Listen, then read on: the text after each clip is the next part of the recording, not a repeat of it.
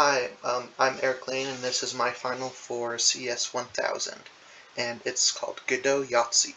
Alright, so this is what it looks like outside of the editor and as an actual downloaded game.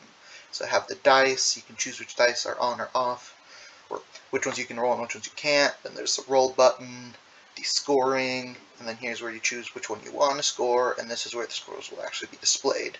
So you can roll up to 3 times and no more, because that's how it works in actual Yahtzee. And here, let's see, so this isn't really good for anything, so I'd choose chance and score there. And I got 18 in total. But then I can roll another 3 times. I'll try to go for 3s.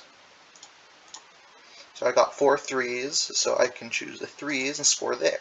And it just keeps going on like this until you've filled out all of them, and then it's just whatever your grand total is, it will be shown down there.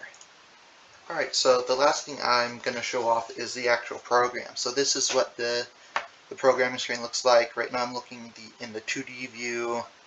All of this is made out of different objects.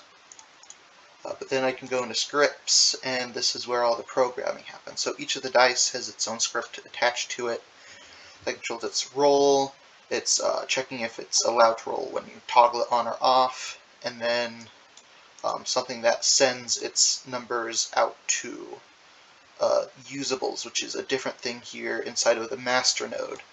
So I have a bunch of variables declared for each of the dice, the scores, and whether or not they've already been scored. Here's whenever you roll, increases a times rolled counter by 1, and after the first time it says you can score something. Then there's another function to reset dice. Sets all the numbers of the dice back to 1 as well as what they're showing. Makes it so you can't score anything the first time because you don't want to score the same numbers you rolled the last one. And then a different function for scoring each of the different kinds. So you have score aces, just counts the number of dice you control that are scored as 1 and then adds those together. And it does the same thing for 2s, 3s, 4s, 5s, and 6s. Score top is always run whenever you click score, because that just changes each time you score one of those. Then you have the more special ones where score 3 of a kind.